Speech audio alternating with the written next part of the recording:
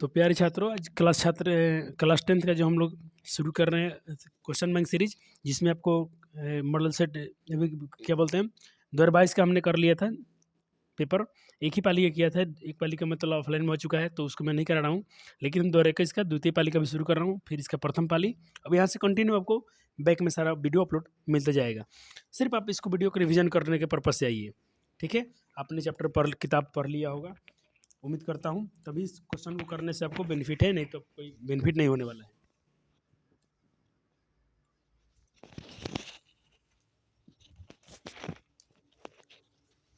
तो चलिए शुरू करते हैं क्वेश्चन बैंक का। पहले आप क्वेश्चन का आंसर करते चलिएगा, फिर उसके बाद मैं आपको आंसर मिलाते चलूँगा। देखते हैं आप कितना 100 में कितना सही करते हैं। आपको 100 में 100 टारगेट लेके चलिएगा कि आपको 100 में 100 करना है। चलिए, पहला क्वेश्चन पूछा गया था 2022 के द्वितीय पाली में पिछले साल कि बाबा साहेब भीमराव अम्बेडकर का जन्म किस राज्य में हुआ था। तो सब आपको बुक जब जीवनी खोलेंगे तो पहले ही पेज पर लिखा गया है मध्य प्रदेश, महू मध्य प्रदेश, यानी महू गाँव में और मध्य प्रदेश में। तो ऑप्शन ए क्या है इसका, 100% राइट है। चलिए इधर आइए, क्वेश्चन नंबर 2 देखिए। पूछा अनुमति शब्द का पर्यायवाची निम्न में कौन सा है। देखिए, पर्यायवाची शब्द के लिए आपको थोड़ा सा तो भाई ग्रामर का सहारा लेना पड़ेगा। चाहे आपके पास कोई हिंदी व्याकरण हो चलेगा, चाहे आप मैं तो बच्चे को बोलता हूँ ये भी सही है, जो अपना किसका है, स्टूडेंट फ्रेंड्स कंपनी का है। ये कंपनी है स्टूडेंट फ्रेंड्स, अच्छी कंपनी होती है, खासकर ये बोर्ड के एग्जाम में बहुत ध्यान रखती है। इसका जो भी बुक होते हैं, आपने संस्कृत जरूर इसका पढ़ा होगा, स्टूडेंट फ्रेंड्स का सहचर। तो अब देखिए इसमें जाइएगा, अब पर्यायवाची से क्वेश्चन पूछा है तो पर्यायवाची एक बार यहाँ से आपको रिवीजन करना चाहिए। सिर्फ चाहे क्वेश्चन में लगा लो तो हो सकता है, अगर पूछ ले तो ठीक है, नहीं तो फिर आपको थोड़ा तकलीफ हो सकता है। लेकिन कल्याण नहीं है कि आपको 100 क्वेश्चन परीक्षा में है तो आपको डरने की जरूरत नहीं है, लेकिन मैं चाहता हूँ कि आप तैयारी 100 में 100 करके जाइए, ठीक है। तो चलिए इसका आंसर बताइए क्या होगा पहले आप, फिर हम इसका आंसर मिलाते चल रहे हैं। चलिए दो का आंसर क्या हो गया, दो का आंसर हो गया डी। क्या हो गया, डी, यानी सहमति। अनुमति का पर्यायवाची शब्द क्या होता है, सहमति। क्या बोलते हैं, आप अनुमति ले लिए हैं, परमिशन ले लिए हैं, यानी सहमति है उनकी। चलिए रक्षा का विलोम बताइए क्या होगा, रक्षा का विलोम उल्टा, विलोम मतलब विपरीतार्थक, उल्टा बताइए। 3 का बताइए, बिल्कुल सही, रक्षा का विनाश हो जाएगा। क्या हो जाएगा, विनाश। अगर रक्षक का पूछे तो भक्षक आप बोल सकते थे, लेकिन यह रक्षक नहीं है, रक्षा है, विनाश होगा। नलिन बिलोचन शर्मा निम्नलिखित में किस कहानी में कौन है। नलिन बिलोचन शर्मा द्वारा लिखित कहानी निम्न में कौन है। मतलब मोटा मोटी सवाल ऐसा पूछा जा रहा है कि नलिन बिलोचन शर्मा का मतलब कौन सी कहानी इसमें से है। मछली, 20 के दांत, अक्षरों की कहानी, ये तो ऐसा नहीं, चैप्टर का नाम अक्षर ज्ञान होना चाहिए, और भारतीय लिपियों की कहानी। ये तो 2 बी और डी तो बिल्कुल चैप्टर ही नहीं है। ए और सी में बताइए कि नलिन बिलोचन शर्मा का चैप्टर कौन सा ये लिखा हुआ है, ए और सी में से बताइए। बिल्कुल सही, 20 के दांत, नलिन बिलोचन शर्मा। चलिए, अब मैक्स मुलर का जन्म कब हुआ था, आपको तो भाई जीवनी बिल्कुल कंठस्थ करके जाना है। चलिए 5 का बताइए आंसर क्या होगा, 5 का ए, 5 का क्या हो जाएगा, ए। अगर आप क्वेश्चन में डाउट लगता है तो बिल्कुल आप जरूर इसको कमेंट कीजिएगा।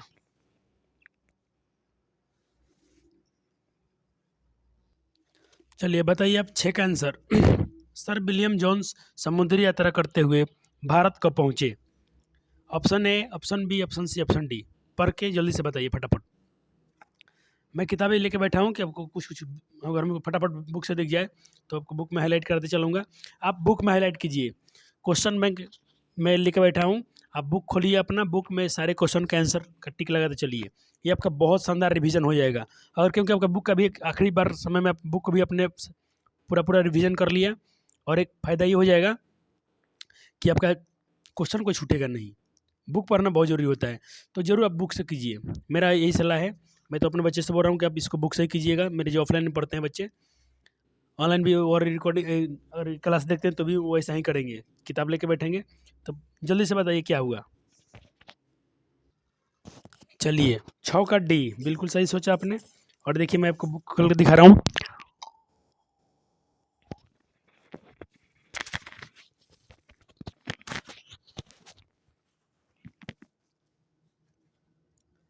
चलिए, जब इस चैप्टर का पेज नंबर 21 पढ़िएगा तो यहाँ आपको मिल जाएगा कि देखिए लिखा कि, अगर मैं थोड़ा सा यहाँ से पढ़ दूँ, चलिए यहाँ से पढ़ता हूँ।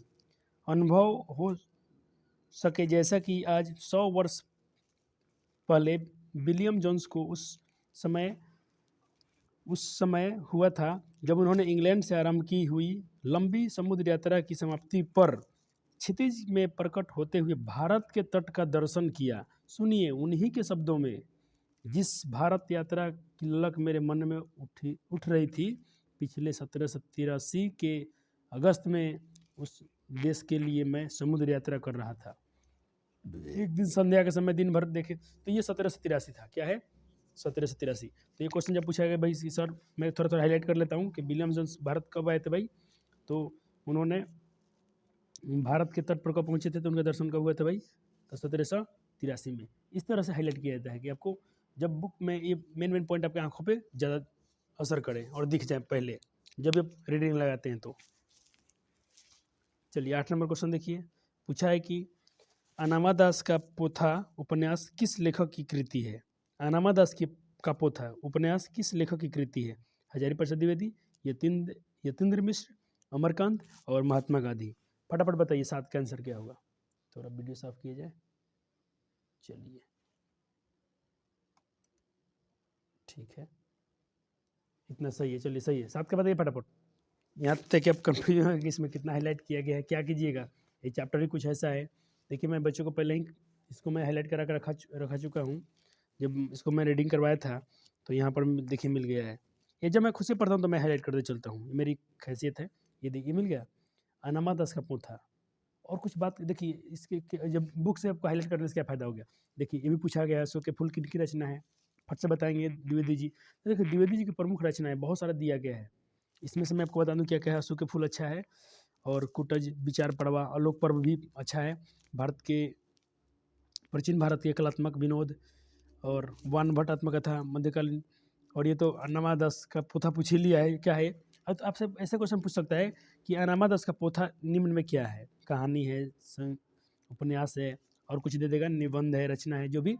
तो आप इसको उपन्यास याद रखेंगे, ठीक है ना। इतनी इनकी रचना है। तो चलिए अब मैं एक बार पूरा दिखाता हूँ आपको। चलिए लगे यहाँ तक सिर्फ देखिए मेरे चैनल पर आके पढ़ रहे हैं तो कितना बेनिफिट हो रहा है। आपका क्वेश्चन बैंक रिवीजन हो रहा है, साथ साथ में आपका पूरा 100% बुक का भी रिवीजन हो रहा है, ठीक है। और थोड़ा इनका मैं पूरा जीवनी भी दिखाता हूँ। ये जीवनी ही रहा, तो आप पढ़ना चाहें तो बिल्कुल 2 मिनट में पढ़ सकते हैं इसको, अच्छा रहेगा, सबसे बढ़िया रहेगा, पढ़ लीजिए। चलिए ठीक है, अब क्वेश्चन नंबर 8 पे चलते हैं। कहता है कि वास्तविक शब्द में प्रत्यय क्या है। चलिए इन सब के लिए क्या बुक की जरूरत है, तो ग्रामर से क्वेश्चन है। देखिए मैं बोल रहा हूँ कि ग्रामर का प्रत्यय आप कैसे निकालिएगा। 1 मिनट, देखिए आपसे वास्तविक में पूछा है ना, तो देखिए प्रत्यय क्या होता है। प्रत्यय वह शब्दांश है जो किसी शब्द के अंत में लगता है और उसका मूल अर्थ बदल देता है। तो देखिए मैं इसको वास्तविक में क्या बता रहा हूँ, जो ये मैं मान लीजिए कि वास्तविक है, वास्तविक, चलो पहले सही से लिख लीजिए, वास्तविक। अब देखिए इसमें आपको क्या छाटना है। लोग सोचते हैं पढ़ते चलो अंतिम में लगता है, अरे अंतिम में लगता है सही बात है, लेकिन उसको पहले तोड़िए। तो तोड़ने के समय में ध्यान रखिएगा, इधर जो वर्ड आप छाटिएगा पहले, वो आपका एक मूल शब्द होना चाहिए, अच्छा शब्द होना चाहिए, सार्थक शब्द होना चाहिए। तो देखिए यहाँ पर एक शब्द क्या है, वास्तव।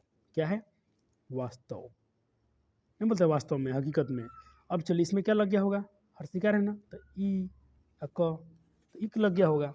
तो ये आपका रह के पढ़ते हैं ऑप्शन देखिए बी और डी आपको बिल्कुल कंफ्यूज कर रहे हैं, लेकिन आप कंफ्यूज नहीं हो रहे हैं क्योंकि आपने उसको सही से निकाल के देखा है। ऑप्शन बी इसका राइट होगा। चलिए मैं थोड़ा आंसर भी इसका देख लेता हूँ। 8 का बी दिया है, बिल्कुल सही दिया है, तो ये आपका बिल्कुल सही है। हजारी प्रसाद द्विवेदी ने निर्लज अपराधी किससे कहा है, नाखून को। किसको कहा है? नाखून को। और नाखून के बढ़ते हैं चैप्टर के राइटर थे। देखिए 2 क्वेश्चन वहाँ से पूछा गया है। निह उपसर्ग से क्या बनेगा, निह उपसर्ग से कौन सा शब्द बनेगा। यहाँ उपसर्ग है, उपसर्ग के उल्टा चलता है, प्रत्यय क्या अंत में लगता है, तो उपसर्ग बिल्कुल वैसा ही करता है, लेकिन ये शब्द के पहले लगता है। तो जो इसमें देखिए बाद में छाटिएगा ना, वो सार्थक शब्द होना चाहिए। तो देखिए एक दिया नियम, निजी, नीति और निःशुल्क। फटाफट बताइए, 9 का आंसर कीजिए फटाफट, वह 10 का आंसर कीजिए। बिल्कुल सही किया आपने, निःशुल्क। सही आंसर मिल गया आपको। भारतीय लिपियों की कहानी पुस्तक के रचयिता कौन है। भारतीय लिपियों की कहानी की पुस्तक के रचयिता कौन है, बताइए फटाफट। चलिए तो ये तो आपको पूरा पता ही होगा, गुणाकर मूल्य है। मैं लेकिन मैं दिखा दूँ, मैंने पहले से हाईलाइट करके रखा है, देखिए मैं कुछ छोड़ता नहीं जब पढ़ाता हूँ बच्चे को। तो देखिए भारतीय लिपियों की कहानी, भारतीय लिपियों की कहानी के रचयिता कौन है भाई, तो ये क्या किया है देखिए, ये उनकी रचना से क्वेश्चन उठा कर रखा है। मैं बोल रहा हूँ कि अगर हिंदी में सबसे टफ क्या होता है तो ये रचना होता है, राइटर लोग का रचना। यानी जब बीच में जाकर पूछ ले, जैसे पूछ लेगा कि महान वैज्ञानिक किन की रचना है, सौरमंडल किसकी रचना है, इतिहास और संस्कृति किसकी रचना है, तो बच्चे इसमें आगे फंसते हैं। तो जो राइटर का कृति होता है, कृति बोले तो उनका जो रचना होती है, ये बहुत आपके लिए जरूरी होता है। जैसे अक्षरों की कहानी पूछ ले किसकी रचना है, तो ये गुनाकर मुल्ला जी का है। चलिए इनका भी जीवन एक बार फटाफट पढ़ लीजिए लगे हाथ। ये आपका समझिएगा 100% रिवीजन हो रहा है, कोई इसमें आपका छूटने वाला नहीं जा रहा है क्वेश्चन। चलिए ठीक है, अब आते हैं हम लोग क्वेश्चन नंबर 12 पे। तो चलिए हमारा 12 का क्या 11 का मिल गया आंसर डी। हिंदी तथा इसकी विविध बोलियां किस लिपि में लिखी जाती हैं, तो सब लोग जानते हैं देवनागरी में। तो 12 का क्या हो जाएगा, ए हो जाएगा। चलिए आंसर मिला लेते हैं लगे लगे, कहीं डाउट नहीं होना चाहिए बच्चे को, बिल्कुल सही है। वैसे भी मैं हिंदी का टीचर नहीं हूँ, मैं कोचिंग में मतलब एक तो मैं टीचर, लेकिन क्या है जब बच्चे को पढ़ाया जाते हैं, सारे विषय पढ़ाता है तो उनके लिए क्लास है, सब टीचर पढ़ाते हैं। तो जो विषय मैं खुद से कर लेता हूँ, मैं अगर हिंदी पढ़ाने आता हूँ तो मैं पहले पहले पढ़ लेता हूँ, फिर बच्चे को पढ़ाता हूँ, कोई डाउट नहीं, कोई गलती नहीं। और मुझे तो लगता है कि मुझे थोड़ा जानकारी नहीं है तो मैं पहले बुक से देख लेता हूँ, तभी आपको कुछ आंसर बताता हूँ। चलिए, बहादुर कहाँ से कहाँ आया था, तो नेपाल से आया था वो, नेपाल से, भोपाल नहीं, नेपाल से। इज्जत शब्द कौन लिंग है, देखिए लिंग निर्णय मैं आपको बताऊं, देखिए एक तो पर्यायवाची शब्द ऊपर गया क्वेश्चन, एक अभी लिंग निर्णय आ गया। ये दो बहुत टफ होते हैं सवाल। पर्यायवाची तो चलिए थोड़ा मैंने चलिए मिलता जुलता समझते हैं, समानार्थी शब्द उसको बोलते हैं हम लोग हिंदी में, तो उधर ठीक ठाक होता है। लेकिन अगर लिंग निर्णय देखा जाए तो ये थोड़ा टफ होता है। स्त्रीलिंग पुल्लिंग पहचानना थोड़ा मुश्किल, तो बुक में भी साफ साफ लिखा गया है। इसको आपको थोड़ा जितना अभ्यास करेंगे धीरे धीरे आपका ये क्लियर हो जाएगा। चलिए 15 का आंसर क्या होगा, बताइए 15 का आंसर क्या होगा। इज्जत क्या है, इज्जत क्या है, स्त्रीलिंग है पुल्लिंग है, स्त्रीलिंग है। बोलते हैं ना कि उसकी इज्जत चली गई, ऐसा कोई नहीं बोलता इज्जत चला गया, तो इज्जत क्या है, स्त्रीलिंग है।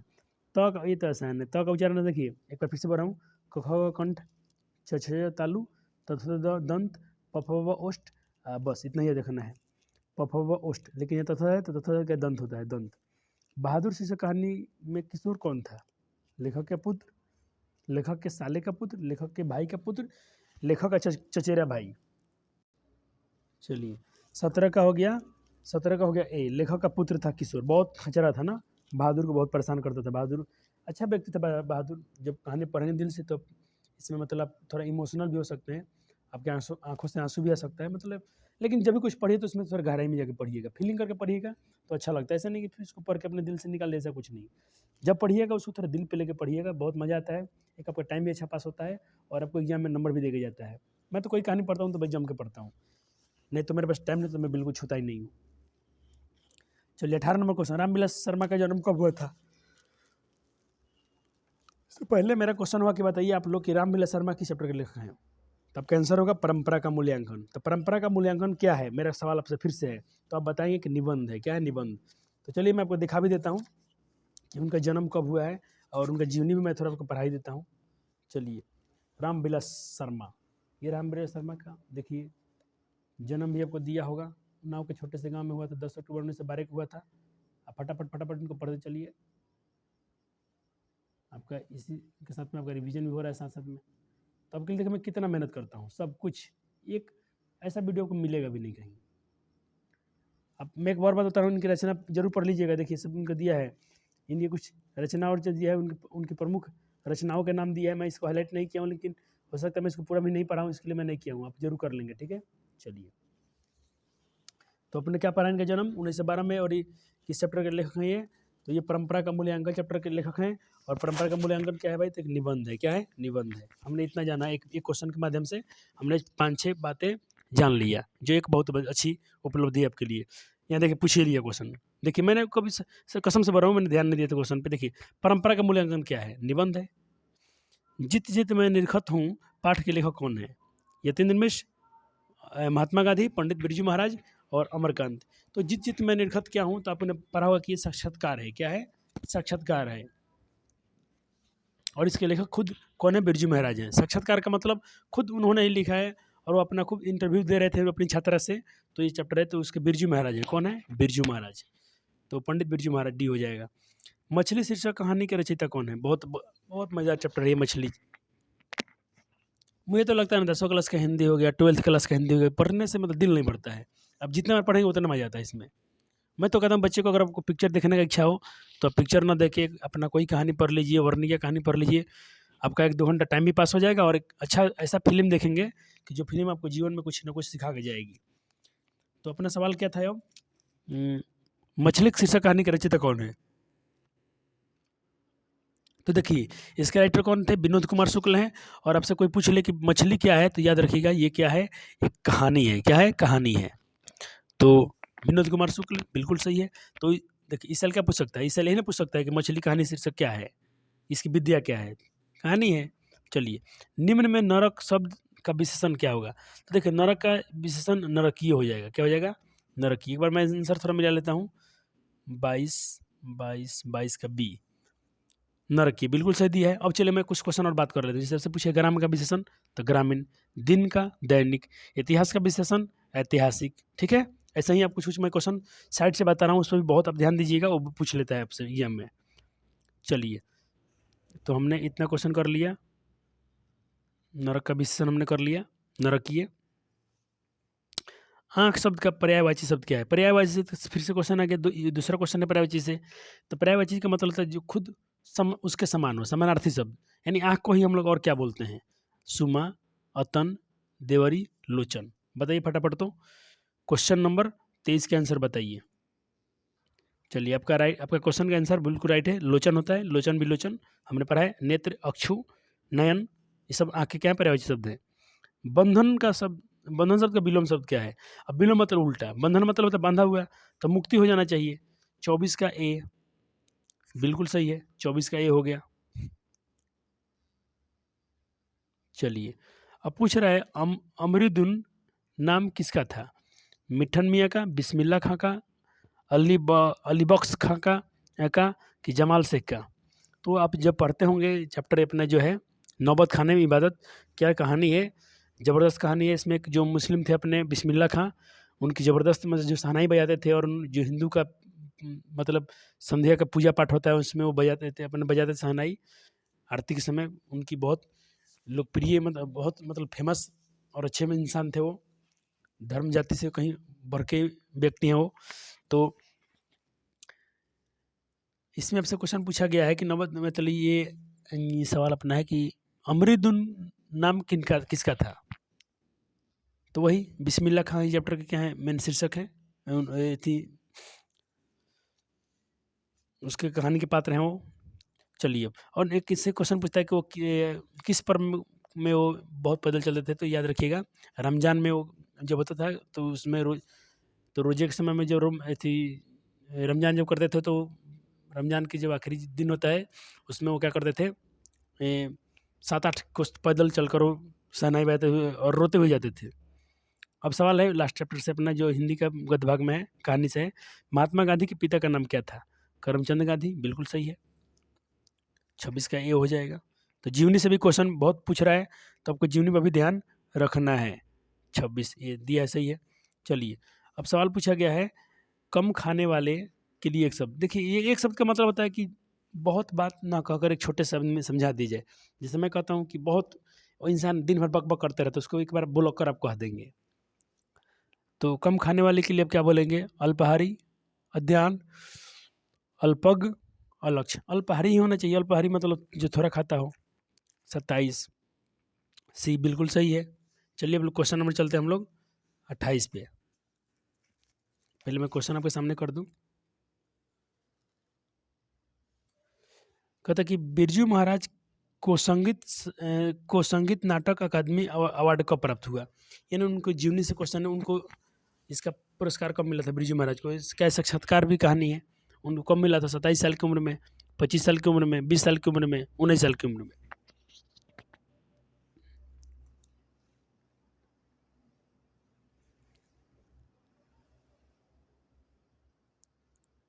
तो आप कहानी पढ़िएगा तो शायद इसको मिल जाएगा। 28 साल की उम्र में उनको साहित्य अकादमी पुरस्कार मिला था बिरजू महाराज को। देखिए, जब उनकी छात्रा ने उनसे प्रश्न किया बिरजू महाराज से कि आपको संगीत नाटक अकादमी यानी अकादमी का अवार्ड कब मिला, पुरस्कार कब मिला? तो उन्होंने आंसर दिया था बिरजू महाराज ने ये उनकी छात्र थी, इनका जवाब है। बिरजू महाराज बोलते थे 27 साल का था तब मैं, जब वो 27 साल के थे तो उनको ये पुरस्कार मिला था। तो बिल्कुल आंसर सही है। जो मैं बताऊंगा आपको तथ्य के साथ बताऊंगा, फालतू नहीं बताऊंगा आपको।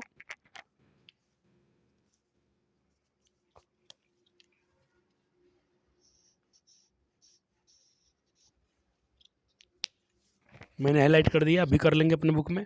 चलिए, छात्र शब्द का स्त्रीलिंग क्या होगा? छात्रा होता है, इसमें तो सोचना नहीं है। जब स्त्रीलिंग सब क्वेश्चन आसान हो तो बिल्कुल कर लीजिएगा, थोड़ा सा आपको डाउट है तो बिल्कुल छोड़ दीजिएगा। अभी मैं कहता हूँ थोड़ा आपके पास टाइम है, बिल्कुल तैयारी कीजिए। चलिए आ गया, गुरु नानक की पत्नी का क्या नाम था?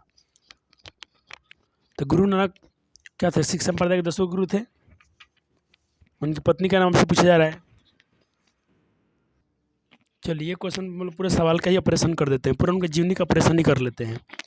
चलिए उनका जन्म देख लीजिए, बहुत बार सवाल यहाँ से पूछा गया है। उनका जन्म स्थान का नाम क्या है? यहाँ से क्वेश्चन हर बार एक तो पूछेगा ही पूछेगा, तो आप जन्म याद रखेंगे। लाहौर जिला में, वो जो वर्तमान अब कहाँ है? तो पाकिस्तान में है। पिता का नाम क्या है भाई? कालूचंद्र खत्री। माँ का नाम क्या है? तृप्ता। और पत्नी का नाम क्या है? सुलक्षणी। ठीक है ना, ये सारे याद रखेंगे। अब उनका कुछ थोड़ा और जीवनी पढ़ लीजिएगा। वो उन्होंने क्या किया था भाई? सिख धर्म का उन्होंने प्रवर्तन किया था। किसने सिख धर्म का प्रवर्तन किया था भाई? तो इन्होंने किया था। गुरु नानक ने पंजाबी और हिंदी में कविताएं भी लिखी थी इनकी। हिंदी में ब्रज भाषा और खड़ी बोली दोनों का मेल है। और उनके बहुत धार्मिक इन दोनों के अनुभव में, जैसे कबीर दास की रचनाओं में, लेकिन उनकी उलट बांसी शैली दो में इसे थोड़ा हाईलाइट में मैं पढ़ रहा हूँ। फिर देखिए, और एक बात और, इनकी रचनाओं का संग्रह सिखों के 5वें गुरु लिखा गया। इनकी रचना का संग्रह सिख के पाँचवें गुरु अर्जुन देव ने सन 1660 में किया। गुरु ग्रंथ साहिबा के नाम से प्रसिद्ध था। तो गुरु ग्रंथ साहिबा के नाम से किसकी प्रसिद्ध था भाई? तो सिख संप्रदाय के जो 5वें गुरु थे अर्जुन देव, उन्होंने अर्जुन देव ने सन 1660 में किया था, जो क्या है? गुरु ग्रंथ साहिब के नाम से क्या प्रसिद्ध है? गुरु नानक की रचनाएं जापू जी, क्या है? जापू जी। आशा, एक साथ पूछा गया क्वेश्चन। आसिदीवार, रहीरास, ये भी साथ पूछा गया। और सोहिला, कहते हैं कि 1539 में उन्होंने वह गुरु कहते हुए अपने प्राण को त्याग दिए थे। अब इसके बारे में जो चैप्टर में क्या पढ़ना आपको इसमें लिखा गया है, बिल्कुल इसको थोड़ा 2 मिनट समय लेकर पढ़ लेंगे, क्योंकि यही पढ़ाई आपके परीक्षा में बहुत काम आने वाला है। अब ऐसा तैयारी करके जाइए ना कि पूछो भाई तुम क्या पूछने वाले हो, हम तो सब जानते हैं। तुम उनका माँ का नाम पूछ रहे हो, उनका पति का नाम, उनका पिताजी का नाम पूछ रहे हो, हमको सब पता है। उनका जीवनी पता है, उनका जन्म स्थान पता है, सब पता है। चलिए, अब सवाल है कि भाई बेमन कौन समास है? बहुव्रीहि, तत्पुरुष, कर्मधारय। देखिए, अगर यहाँ पर अव्ययी भाव समास होता तो हम उसके पास जाते, लेकिन वो नहीं है तो नेग समास हो गया। चलिए, प्रेम आयनी श्री राधिका शीर्षक कवि में माली और मालिनी किसे कहा है? तो राधे और कृष्ण को कहा है भाई। गुरु नानक किस मार्ग के कवि हैं भाई? गुरु नानक जी किस मार्ग के कवि थे? सूफी मार्ग के, निर्गुण भक्ति मार्ग के, कृष्ण भक्ति मार्ग के, राम भक्ति मार्ग के। चलिए देखिए, क्वेश्चन का आंसर यहाँ पर दिया है, मैं इसको पेंसिल से हाईलाइट कर रहा हूँ। देखिए, वो क्या थे? निर्गुण भक्ति धारा के प्रमुख कवि हैं। क्या है? मैं इसको हाईलाइट कर दे रहा हूँ। देखिए, चलिए, हम लोग छोटा मोटा पेंसिल वाला हाईलाइटर यूज कर रहे हैं, तो उसका इंक खत्म हो चुका है, पीले वाले का हाईलाइट हो गया ना भाई, हो गया। जब जरूरत पड़े हम मिटा लेंगे, पेंसिल है। ठीक है, चलिए अगला सवाल। इन मुसलमान हरिजनों पे कौटिन हिंदू वरीय किसने कहा था भाई?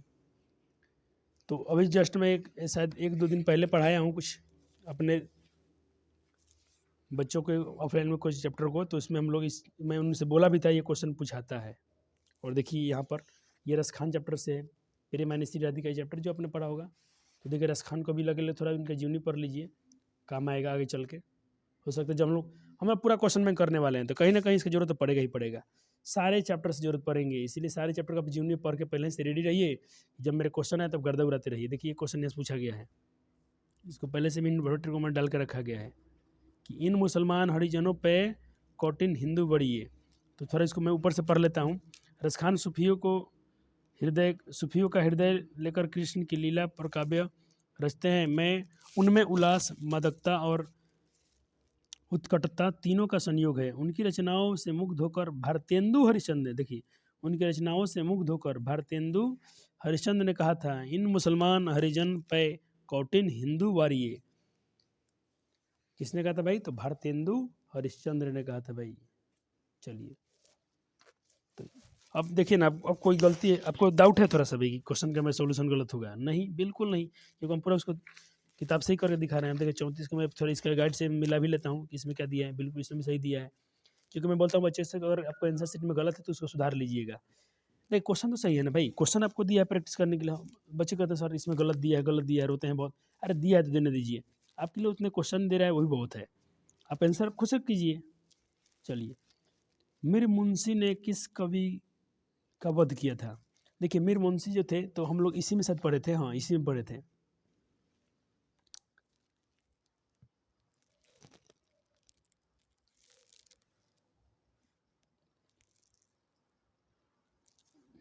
नहीं, ये घनानंद से था, घनानंद से था।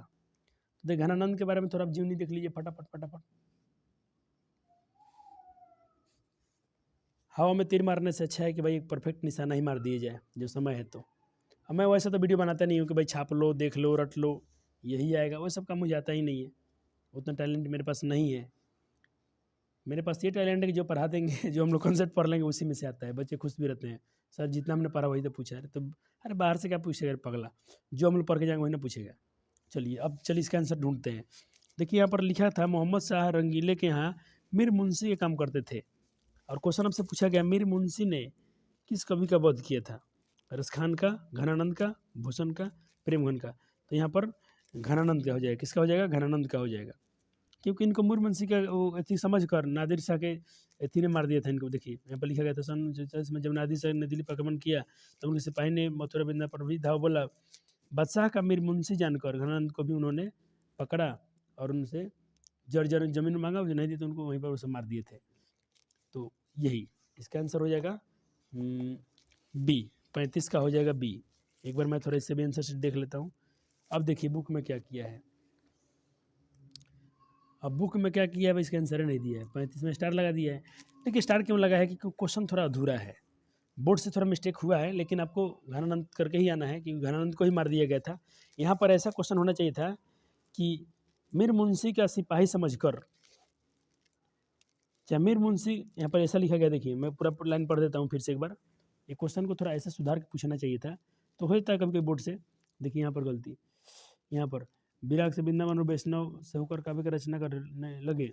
सन 1739 में जब नादिर शाह ने दिल्ली पर आक्रमण किया, तब उसके सिपाहियों ने मथुरा और वृंदावन में भी धावा बोला। बादशाह का मीर मुंशी जानकर, क्योंकि वो समझता था कि ये मोहम्मद शाह के क्या थे, बादशाह थे, मुगल बादशाह थे, उन्हीं के पास ये मीर मुंशी के काम करते थे। अब वही पता लिखा है बादशाह का मीर मुंशी जानकर किन की हत्या कर दी गई थी? तो आप मारते घनानंद की। तो ऐसे यहाँ भी आपको घनानंद करके ही आना है, क्योंकि चैप्टर थोड़ा सा मिस्टेक हुआ है बोर्ड से, अगर क्वेश्चन ऐसा है तो आपको टेंशन नहीं लेना, बिल्कुल इसका आंसर भी सही होगा। चलिए, रामधारी सिंह दिनकर कहाँ के रहने वाले थे? अब रामधारी सिंह दिनकर, पहले हमको आपसे मेरा प्रश्न होगा कि बताइए कि रामधारी सिंह दिनकर किस कविता, किस कहानी के या कविता के रचनाकार हैं, ये लेखक हैं? तो आपका चैप्टर का आंसर होगा जनतंत्र का जन्म। जनतंत्र का जन्म। मैं थोड़ा यहाँ से भी आपको दिखा दूँ, जब इतना मेहनत कर रहे हैं तो हम लोग आपको थोड़ा सा मैं कहीं से अधूरा नहीं छोड़ने वाला हूँ। चलिए, ये रामधारी सिंह दिनकर को मैं लाया हूँ। देखिए इनका पेज नंबर आपको जाएंगे तो 129 में मिल जाएगा जीवनी। आप पहले इनको बहुत पढ़िएगा, राष्ट्रकवि थे ये। और चलिए एक बार थोड़ा सा देखिए, उर्वशी पूछा गया है कि उर्वशी किनकी रचना है। पता है इनकी सारी रचनाएं ना बहुत अच्छे अच्छे हैं, ये पूछ लेता है बोर्ड में, जरूर आपको मिलेगा। देखिए आपको अभी का वीडियो मेरा थोड़ा लंबा दिख रहा होगा, लेकिन आपको बाद में इतना फायदा होगा जब अगला सेट कोई करेंगे ना, देखिए फटाफट सारा कुछ यहीं से आंसर आएगा। और मैं आपसे बोल दूँगा कि मैंने आपको वहाँ करा दिया, पढ़ा भी दिया है। मैं क्वेश्चन का आंसर ही नहीं कर रहा हूँ, पूरा पढ़ा रहा हूँ। तो चलिए क्या पूछा है, उनका मतलब कहाँ के रहने वाले थे? जन्म उनका दे दिया भाई, और ये सिमरिया बेगूसराय बिहार में हुआ था। निधन उनका भी दे दिया है, 1974 में हुआ था। तो कहाँ के रहने वाले थे? बिहार के रहने वाले थे। तो ये रहा डी। अगर डायरेक्ट नाम भी होता तो हम लोग उसको भी टिक कर लेते, क्योंकि हमारा बेगूसराय दिया है, सिमरिया गांव का नाम है, और बेगूसराय के थे ये, अपने बिहार के ही थे, हम लोग बिहार के हैं। चलिए अब ये सवाल देखिए, 37 नंबर। सुमित्रा नंदन पंत के अनुसार भारत माता किसकी मूर्ति है? उदास घाटी की, सुख समृद्धि की, उदारता की, त्याग की? ये जब चैप्टर पढ़ेंगे ना कविता का, इसका व्याख्या पढ़ेंगे, बहुत मस्त चैप्टर है ये। और सुमित्रा नंदन पंत इन्होंने लिखा है भारत माता।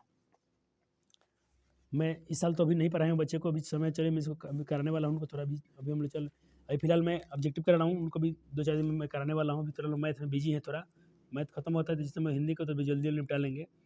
हम लोग मैथ पे ध्यान इसलिए दे रहे हैं कि पहला दिन मैथ का है, तो मैंने वीडियो मैथ का अपलोड बराबर डेली कर रहा हूँ। आप मेरे चैनल के साथ जरूर बने रहिएगा, डेली लेक्चर देखते रहिए, आपका बिल सब गर्दा उड़ने वाला है इस बार, ऑब्जेक्टिव का भी और सब्जेक्टिव का भी। तो चलिए 37 का आंसर हो गया, 37 का इसमें दे रखा है ए, तो बिल्कुल सही दिया है। क्योंकि उदास भारत माता ऐसे लगते हैं कि उदास हैं। मैं जब पिछले साल पढ़ाया था तो बच्चे को मुझे थोड़ा कविता याद है, उदास घाटी का, उनमें भारत माता बिल्कुल उदास दिख रही हैं। उनको मतलब ऐसी उदासी छा गई है, जैसे मान लो कि हम भारत माता के यहाँ बच्चे हैं, बेटे हैं, तो उनको बहुत भारत माता इसलिए उदास हैं कि उनके बच्चे नंगे हैं, भूखे हैं, इसलिए भारत माता के यहाँ उदास हैं।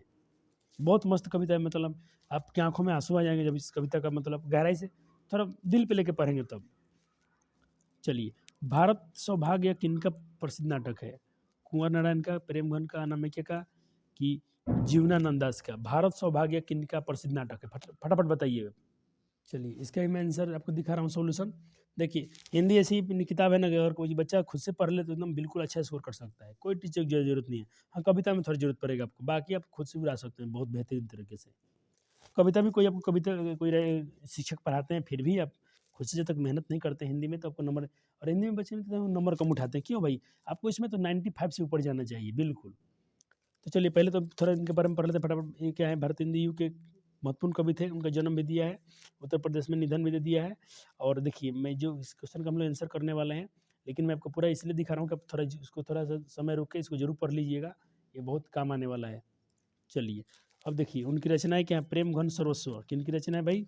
तो ये प्रेम घन, देखिए बद्रीनारायण चौधरी का पूरा नाम है, बद्रीनारायण चौधरी इनका नाम है, और प्रेम घन का क्या है? शॉर्ट में इनका फेमस नाम है। तो ये क्वेश्चन पूछा कि भारत सौभाग्य किनकी रचना है? भारत सौभाग्य, प्रयाग प्रयाग राम थी रामगमन उनके प्रसिद्ध नाटक हैं। क्या है? प्रसिद्ध नाटक हैं। यही क्वेश्चन पूछ भी लिया हमसे कि भारत सौभाग्य किनकी प्रसिद्ध नाटक है, तो भाई ये अपना प्रेम घन हो गया, बिल्कुल सही है। स्नेह को मार्ग रेखांकित शब्द में कौन कारक है? तो देखिए को है ना, तो कर्ता ने कर्म को, तो बिल्कुल यहाँ पर क्या हो जाएगा? बी हो जाएगा। 39 का बी हो जाना चाहिए।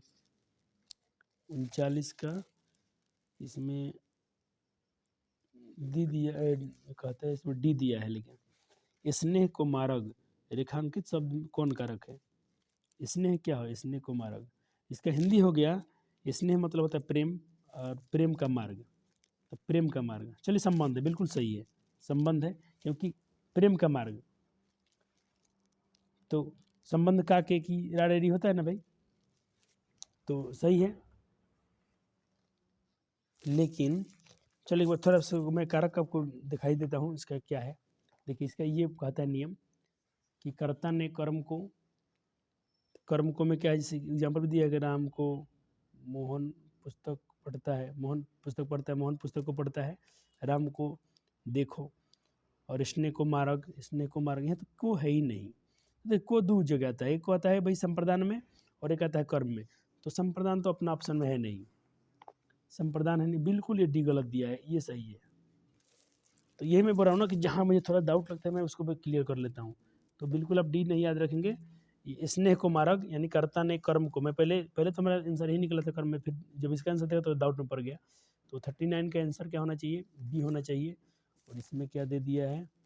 तो डी दिया है, इसमें बिल्कुल गलत दिया है। जिन बच्चों के पास क्वेश्चन बैंक होगा आप इसका आंसर सुधार लेंगे अपने क्वेश्चन बैंक में, ठीक है। इसमें गलत दिया है, क्वेश्चन में गलत दिया है आंसर। चलिए, व्यायाम, तो वीज और आयाम, वीज और आयाम, बिल्कुल ये सही है। अभी हाँ, मेरा संधि का तो वन शॉट लेक्चर में जो कल हमने देखा किसका 12th का क्वेश्चन देखा, सारा मेरे नोट्स से क्वेश्चन आया है, मेरे एक भी नोट से क्वेश्चन बाहर नहीं गया है संधि वाला।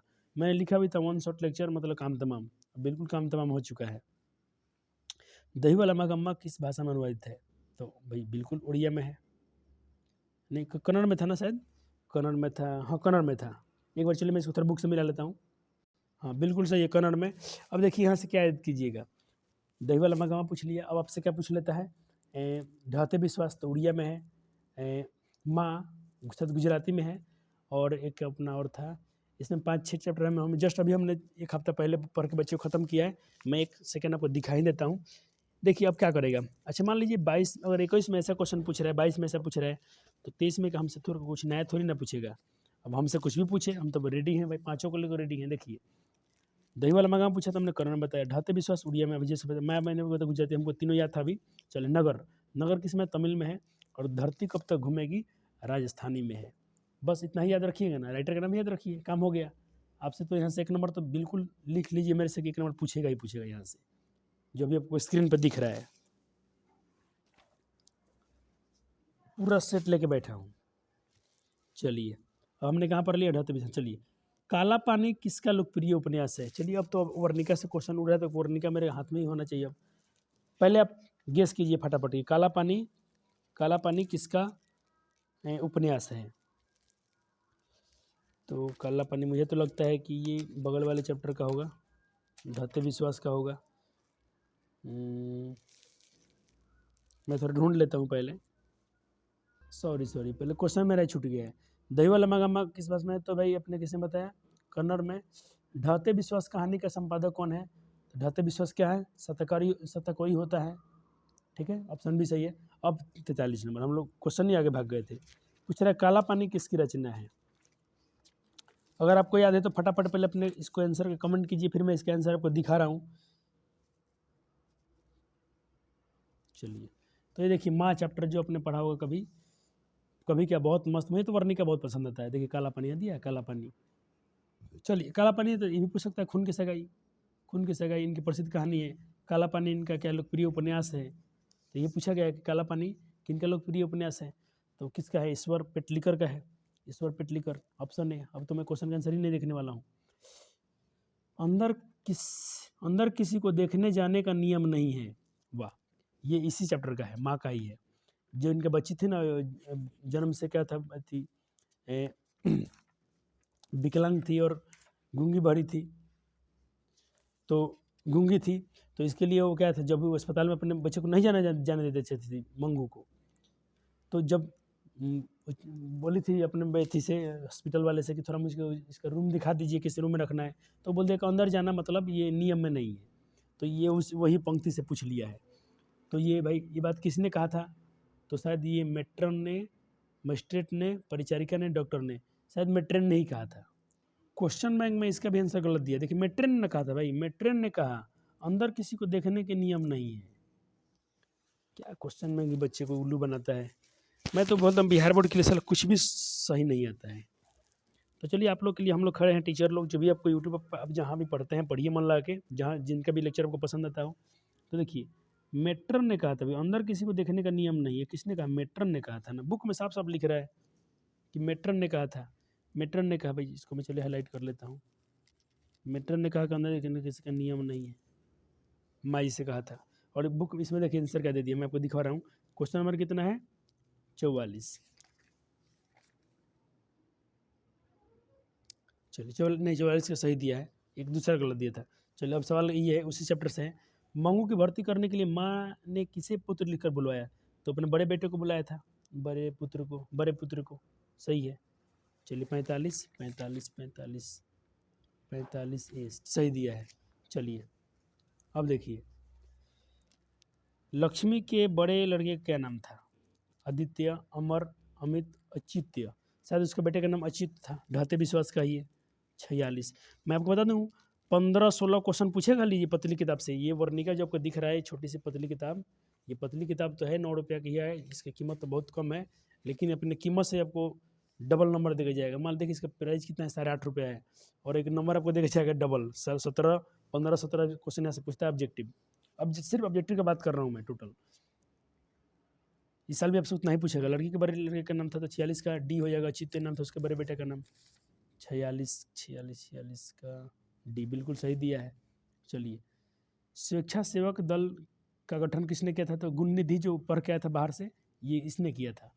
लक्ष्मण का देखिए तो बहुत, ये तो ढाते विश्वास से क्या बोलते हैं, बहुत सारा क्वेश्चन पूछा गया है। लक्ष्मण कहाँ नौकरी करता था भाई, तो कलकत्ता में करता था, उनका पति था किसका, लक्ष्मी का पति का नाम था लक्ष्मण, जो कोलकाता में काम करते थे। लक्ष्मी ढाते विश्वास जो चैप्टर है उसमें कहानी है, जो उड़िया से था ये।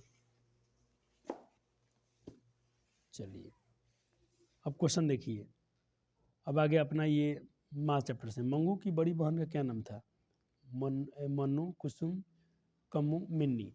चलिए फटाफट आंसर कीजिए तो भाई, पहले बहुत मैं आपको बता चल रहा हूँ, आप भी तो कुछ कीजिए। 39 का डी। चलिए अपने 49 का पहले, सॉरी डी सही किया आपने। 50 में बताइए।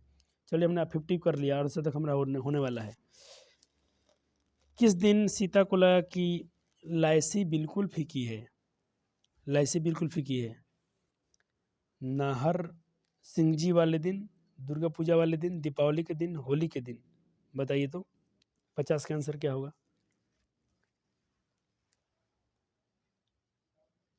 देखिए वीडियो पीरियड में ही जब मैं क्वेश्चन जल्दी फटाफट आंसर ढूंढ रहा हूँ, जो मिल रहा है आपको मैं हाईलाइट करते चल रहा हूँ, लेकिन आपका भी कुछ ड्यूटी बनता है कि आप भी कुछ करेंगे। देखिए आपसे क्वेश्चन पूछा है कि लापसी जो बना था, यहाँ पर क्वेश्चन ही गलत लिख दिया, लाइसी नहीं होना चाहिए, लापसी होना चाहिए। जो लापसी बना था, देखिए बुक में साफ साफ लिखा गया है कि नाहर सिंह जी वाले दिन, नाहर सिंह वाले जी दिन, जिस दिन खाना खाते हुए उसे ऐसा लगा कि लापसी क्या, लापसी बिल्कुल फीकी है। लापसी क्या है? बिल्कुल फीकी है। नाहर सिंह जी वाले, बिल्कुल ये किसी का बाप का दम नहीं कि जो कोई क्वेश्चन गलत कर दे, क्योंकि आपने बुक में पढ़ा है, आपने इतना मेहनत से बुक पलटा है। कौन है आपका मेहनत पर मतलब परिश्रम? जिसने मेहनत किया हो तो फसल काटेगा ही काटेगा भाई। मदुरै को यूनानी लोगों द्वारा क्या कहा था? मदुरै एक शहर का नाम था जहाँ पर उस बच्चे को जो बुखार हुआ था वहाँ पर ले गई थी दिखाने के लिए। तो 51 का आंसर बताइए फटाफट। अब मैं थोड़ा स्पीड पकड़ूंगा भाई। मोदेरा क्या कहता है? मोदोरा, मेदोरा। निम्न में शुद्ध वाक्य कौन है? 52 का आंसर बताइए। अब व्याकरण से क्वेश्चन आ गया, तो 52 का क्या है? हम तो अवश्य आएंगे, ये बिल्कुल सही है। हमको तो अवश्य ही जाना है, हम अवश्य ही जाएंगे। मुझे तो अवश्य ही आना है, हम तो अवश्य जाएंगे। ये क्या है? शुद्ध वाक्य है। झूला शब्द क्या है? अगर आपको इन सब व्याकरण में थोड़ा डाउट होता है तो बिल्कुल आप छोड़ सकते हैं क्वेश्चन को। झूला शब्द क्या है बताइए? स्त्रीलिंग है, बोले झूला शब्द में कौन सा पढ़ते हैं? तो देखिए झूल में क्या लगा? आ लगा होगा, तो बिल्कुल इसमें बी होना चाहिए 53 का। अब बी दिया भी है।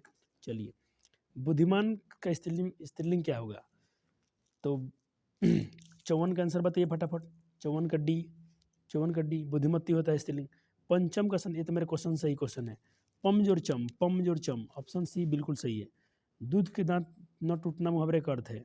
दूध के दांत न टूटना मुहावरे का अर्थ क्या है? अनुभवहीनता, दांत न टूटना, दांत जमना, शायद दांत टूटना, ये होना चाहिए ए, क्योंकि इसमें मतलब आपका दूधा का दांत नहीं टूटा है, बच्चा भी का अनुभव नहीं है।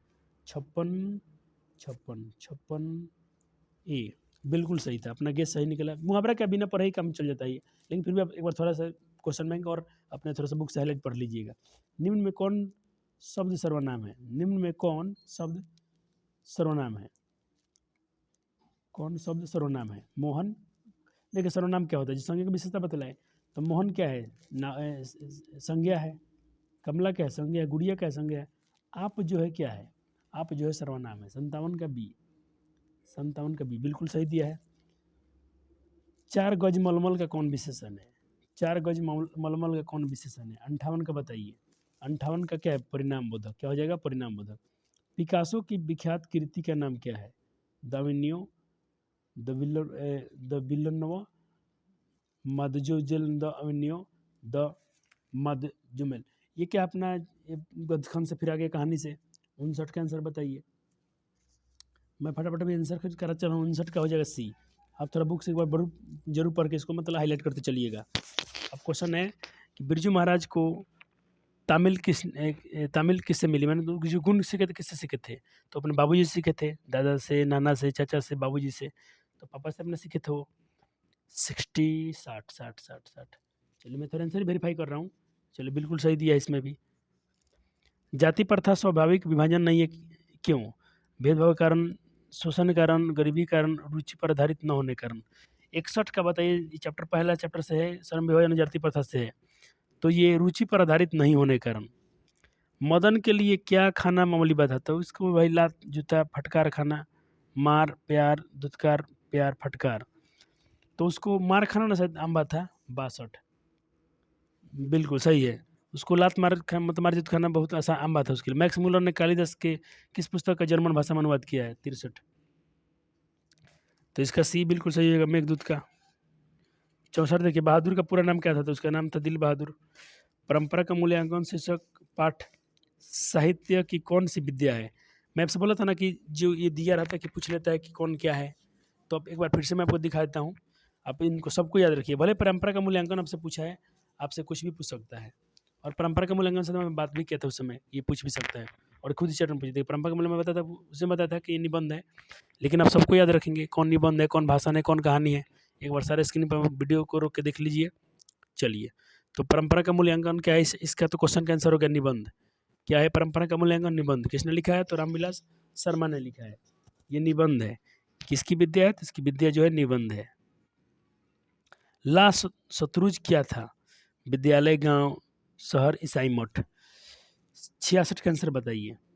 तो 66 का आंसर हो जाएगा आपका 100% डी। क्या हो जाएगा? डी, ईसाई मठ था वो।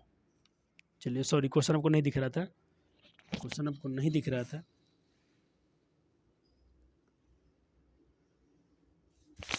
वो मैंने ध्यान नहीं दिया, बहुत सारा क्वेश्चन आपको नहीं दिखा था, फिर भी चलिए कोई बात नहीं, एक बार सबको दिखा देता हूँ क्वेश्चन। अब आपको दिख रहा होगा क्वेश्चन, तो क्वेश्चन से खुद से भी कर लीजिए। मैं पढ़ाते चला गया, वीडियो में रिकॉर्डिंग नहीं हो पा रहा था। अब सवाल है कि मछली शीर्षक पाठ में खरीदी गई मछली में कितनी मछली जिंदा थी? 2, 4, 3, 5। तो 3 मछली खरीदा गया था, तो उसमें कितनी जिंदी थी पूछा जा रहा है आपसे। कहानी अगर अपने पढ़ा हो तो बता देंगे। 67 का आंसर क्या होगा? ये 2, 3 में क्या थी? 3 तो मछली कुल खरीदा गया था, तो उसमें एक मछली पहले से ही मर चुकी थी, तो 2 आंसर सही दिया है। गुरु नानक ने किस धर्म का प्रवर्तन किया? देखिए, अभी मैं इसको जीवनी से बताया था कि सिख धर्म का इन्होंने प्रवर्तन किया था, और ये सिख संप्रदाय के 10वें गुरु भी हैं। रसखानी कृति क्या है? प्रेम वाटिका, दोहा कोश, मृक्षण। ये प्रेम वाटिका ही हो जाएगा। 69 का ये होना चाहिए। मैं इसका थोड़ा वेरीफाई कर लेता हूँ आंसर। अब हम लोग बहुत करीब पहुँच गए हैं, जो सो क्वेश्चन अपने करना है। 69 का दिया गया है, बिल्कुल सही है। चलिए, 70 नंबर देखिए, रसखान कृति। हाँ, इस हो गया। रसखान कृति क्या है? बस हो गया थोड़ा सा। अब चलिए,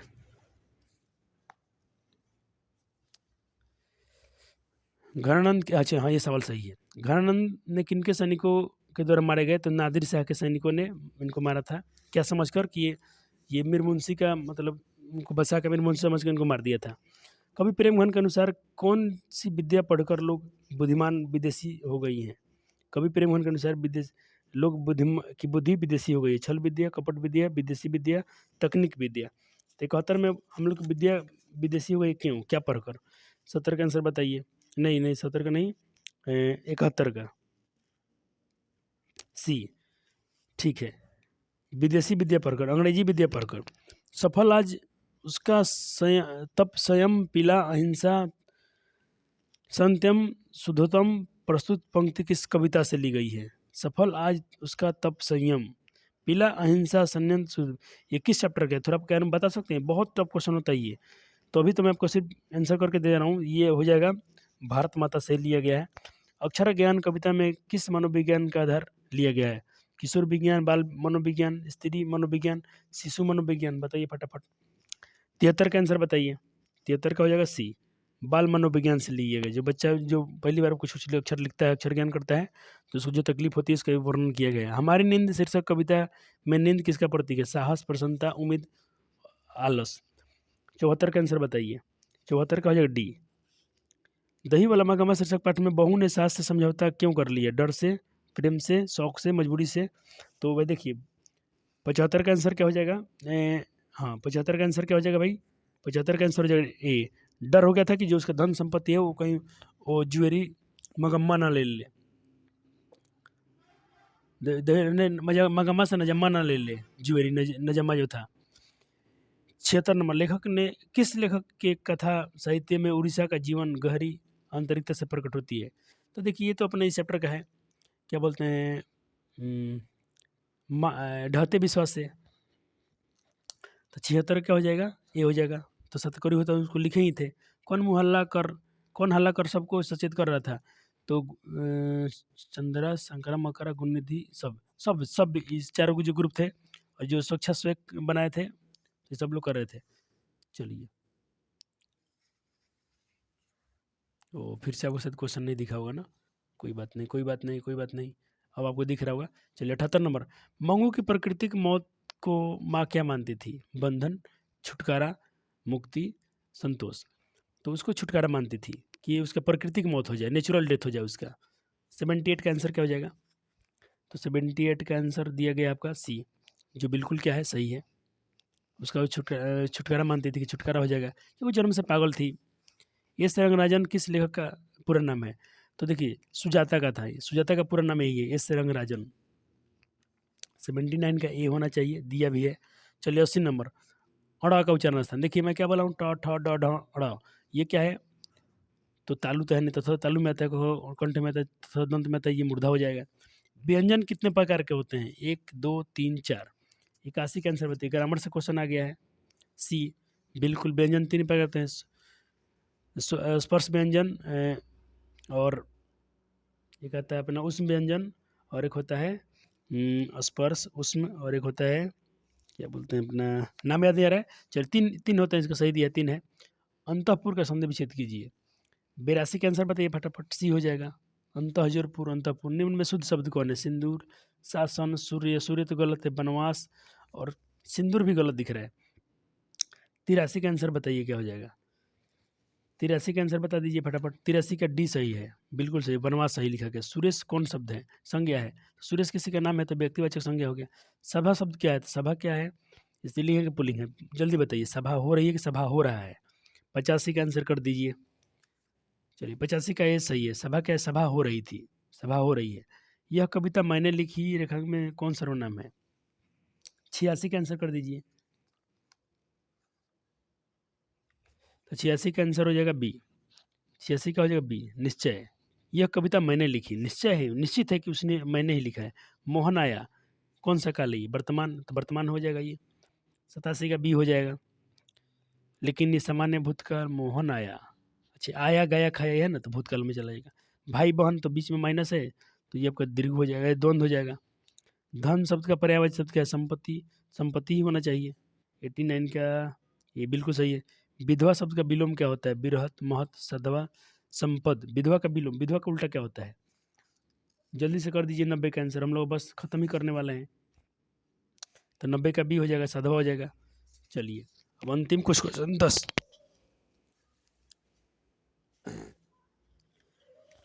कहता अकेले अकेला दम मुहावरे का अर्थ है? 91 का आंसर बताइए। तो 91 का हो जाएगा डी, अकेला। देवालय शब्द कौन तत्पुरुष है? देवकालय तत्पुरुष।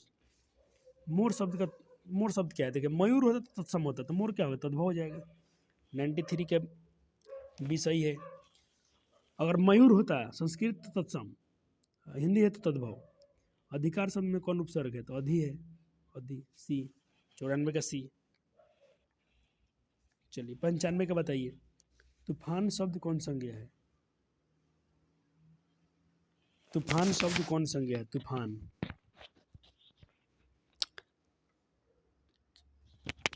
चलिए तूफान क्या है भाई? एक जाति है। अबल के शब्द का स्त्रीलिंग रूप क्या है? स्त्रीलिंग से बहुत पूछा, अबल का स्त्रीलिंग क्या होगा? अबला हो जाना चाहिए। 96 का बी, बिल्कुल सही है। 96 का बी। मनोहर का शब्द का संधि विच्छेद क्या है? मनोहजुरहर, मनोहजुरहर, मनोहर। बी।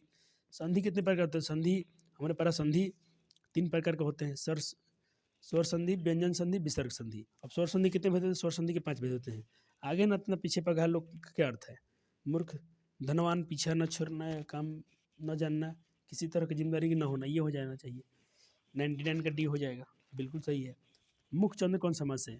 जिसके मुख पर चंद्र हो कौन है? तो ये तो दीर्घ जिसमें कर्म धराय हो जाएगा, स्पेशल है। 100 का ये बिल्कुल सही। तो इस तरह हमने क्या किया, पूरा क्वेश्चन सॉल्व किया। बीच में आपको थोड़ा सा वीडियो में मतलब मैं पढ़ाते गया, मैंने रिकॉर्डिंग में ध्यान नहीं दिया था, तो उसके लिए थोड़ा माफ़ी चाहेंगे। फिर भी मैंने आपको दोबारा दिखा दिया था, तो वहाँ सब कर लेंगे। अब क्या कीजिए, थोड़ा ये क्वेश्चन देख लीजिए द्वितरीय, इसमें आपको क्या करना है, इसी में से पढ़ के इसी का आंसर करना होता है, आपको पता है ये। तो हम लोग पूरा कंप्लीट कर रहे हैं तो कंप्लीट करेंगे, ऐसा नहीं कि हमने सिर्फ ऑब्जेक्टिव किया, हम सब्जेक्टिव पर भी गर्दा उड़ाएंगे। ये सारे क्वेश्चन आपका नहीं छूटने चाहिए। चलिए सारे क्वेश्चन देख लीजिए फटाफट, जब उतना कर ले तो 2 मिनट और सही। 1 घंटा में पूरा क्वेश्चन बैंक सॉल्व हो रहा है, इससे बड़ी बात क्या हो सकती है आपके लिए? वो भी डिटेल्स डिस्कशन के साथ में, पूरा सबूत के साथ में। मतलब ऐसा नहीं कि अधूरा कराया जा रहा है आपको।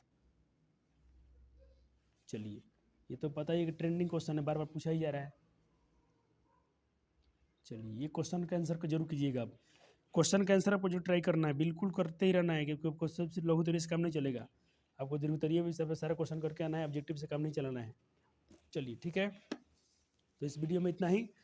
कल फिर अपलोड करेंगे हम लोग। डेली ये सीरीज चलता ही रहेगा, क्योंकि अब मैं देख रहा हूँ बच्चों का मतलब व्यूज़ भी आ रहे हैं वीडियो पर। क्योंकि देखिए हमारे कोचिंग में कितने बच्चे हैं, तो मान के चलिए हम लोग कोचिंग में लड़का लड़की मिलाकर 40-50 लड़के हम लोग हैं, लेकिन वीडियो व्यू कितना आता है? 200 करीब में चला जाता है, 150 करीब में चला जाता है। तो इसका मतलब है कि कुछ नए बच्चे भी हैं जो हमारे वीडियो को देखते हैं। चलिए, उनके लिए भी सही हम लोग कुछ काम कर रहे हैं। और आप ऐसे ही अपने वीडियो को देखते रहिए और शेयर करते रहिए। धन्यवाद, गुड नाइट, और जम के मेहनत कीजिए और आखिरी के 10 दिन